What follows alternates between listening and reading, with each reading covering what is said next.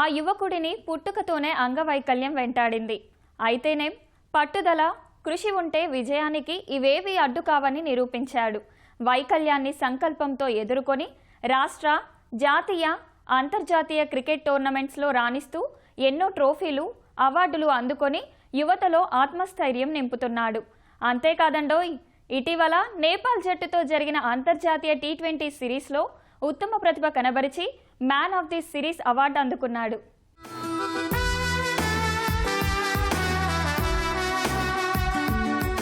పుట్టుకతోనే వైకల్యంతో జన్మించడం మనం అనుకున్నది కాదు. దాన్ని శాపంగా భావించి జీవితాన్ని నిస్సారంగా మార్చుకోవడమే పొరపాటు అంటున్నాడీ యువకుడు. చిన్నతనం నుంచి పేదరికం ఇబ్బందులు పెడుతున్నా, వైకల్యం భారంగా మారినా ఆశయాన్ని చంపుకోలేక తనకు ఇష్టమైన క్రికెట్లో అద్భుతంగా రాణిస్తూ ఎన్నో అవార్డులు, ట్రోఫీలు సాధించి అందరి మన్ననలు పొందుతున్నాడు.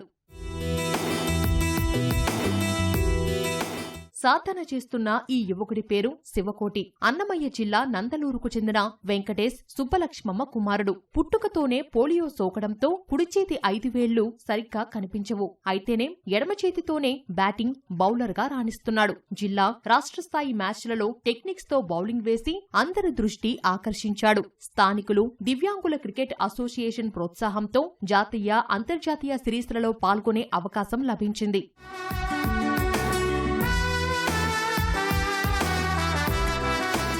చిన్నతనం నుంచే క్రికెట్ పై ఆసక్తి పెంచుకున్నాడీ యువకుడు. అనంతరం కఠోర సాధన చేసి ఏ టోర్నమెంటుకు వెళ్లినా తనకంటూ ప్రత్యేకత చాటుకున్నాడు. 20 ఏళ్లలో వందల సిరీస్లలో పాల్గొని ట్రోఫీలు, కప్పులు, ప్రశంసా పత్రాలు సాధించాడు. 2007లో అనంతపురంలో జరిగిన దివ్యాంగుల ఇండియన్ క్రికెట్ టోర్నమెంట్లో మ్యాన్ ఆఫ్ ది మ్యాచ్ గా ఎంపికై మాజీ క్రికెటర్ అజిత్ వాడేకర్ చేతుల మీదుగా ట్రోఫీ అందుకున్నాడు. క్రికెట్ అంటే చాలా మంది ఆడుతూ ఉంటే బయట నుంచి చూస్తూ ఉండేవాడిని. కానీ ఆడాలనే కోరిక చాలా ఉండేది. కానీ నన్ను ఆడిపించుకునే వాళ్ళు కాదు. సో అలా చూసి ఏం చేయాలో నాకు అర్థం కాక ఎక్కడికి పోయినా నువ్వేం ఆడతావు, నీకు చేయి బాగాలేదని నన్ను చాలా మంది పక్కన పెట్టారు. రబ్బర్ బాల్ ఒకటి తీసుకుని గోడకు బౌలింగ్ ప్రాక్టీస్ చేస్తూ వచ్చాను. అట్లా చేస్తూ బయట మ్యాచ్లకు తీసుకెళ్లడము, కొద్దిగా బౌలింగ్ లో తెలివిగా కొద్దిగా వేస్తాను కాబట్టి దానివల్ల నేను ఎక్కువ రోజులు బౌలర్ గా వేసే అవకాశం నాకు లభించింది.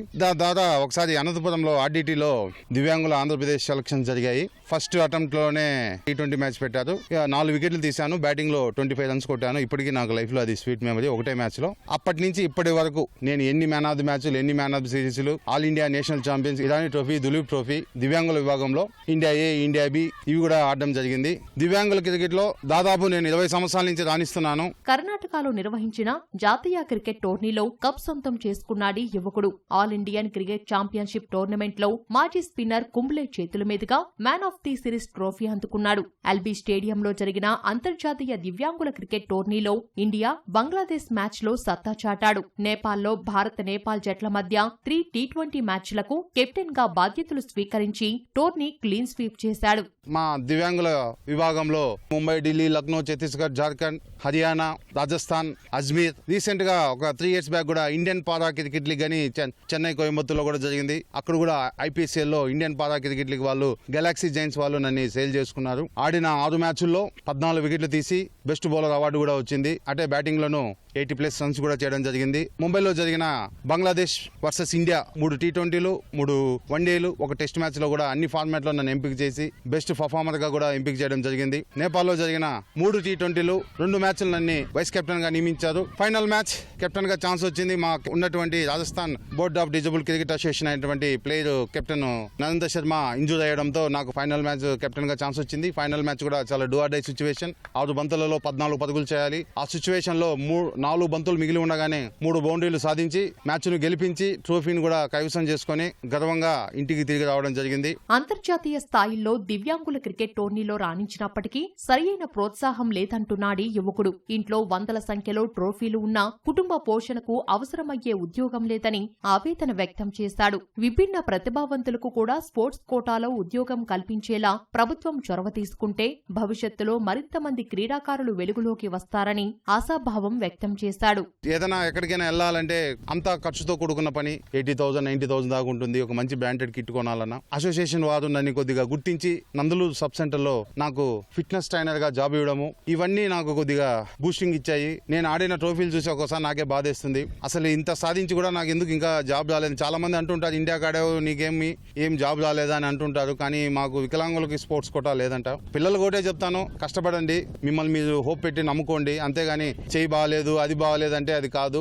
ఒక లోపం దేవుడు ఇచ్చాడు అంటే మనకి చాలా ప్లస్లు చాలా ఇస్తాడని నేను నమ్ముతున్నాను. ఏ స్పోర్ట్స్ లో అయినా కానీ ఫిట్నెస్ పరంగా కానీ మీకు మెలకువలు ఇవ్వాలన్నా ఉచితంగా నేను సర్వీస్ చేస్తాను. గవర్నమెంట్ కూడా నాకు గుర్తించి చేతులు జోడించి నమస్కరిస్తున్నాను. మాలాంటి దివ్యాంగులకు ఆత్మస్థైర్యంగా ముందుకు సాగాలి. మేము మా ఫ్యామిలీ అంతా ఇంత కష్టపడి ఆడినందుకు మాకు ఏదైనా ఉద్యోగ సహాయం చేసి మమ్మల్ని ఆదుకుంటారని తెలియజేస్తున్నాను. స్థానిక మిత్రులు, అసోసియేషన్ సభ్యుల సహకారంతో క్రీడా మైదానంలో రోజూ ఉదయం సాయంత్రం యువతకు ఉచితంగా క్రికెట్లో మెలకువలు నేర్పిస్తున్నాడీ యువకుడు. కానీ ఆశించిన స్థాయి ప్రోత్సాహం లేకపోవడంతో తల్లిదండ్రులు ఆవేదన వ్యక్తం చేస్తున్నారు. ప్రభుత్వం స్పందించి క్రీడా కోటాలో కనీసం వాచ్మెన్ కొలువైనా కల్పించాలని కోరుకుంటున్నారు.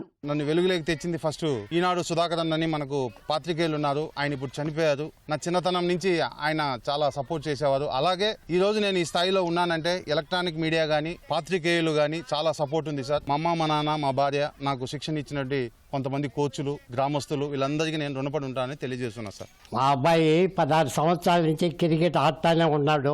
బెంగళూరు కాదు, చెన్నై కాదు, బాంబే కాదు, నేపాల్ కాదు, మొత్తం ఆడినా కానీ అన్నానికి లేకుండా మేము బట్టలు ఉత్తుకునే వాడేమో అదే పని చేసుకుంటానే ఉన్నాడు. ఎవరు ఆదరించాలా, ఫోటోలు తీసుకొని మొత్తం వస్తారు అనుకునే వాళ్ళే లేదు. ఇదే సార్ మా పరిస్థితి. ఇప్పుడు కూడా బట్టలు ఉత్తుకొనే బతుకుతున్నాము.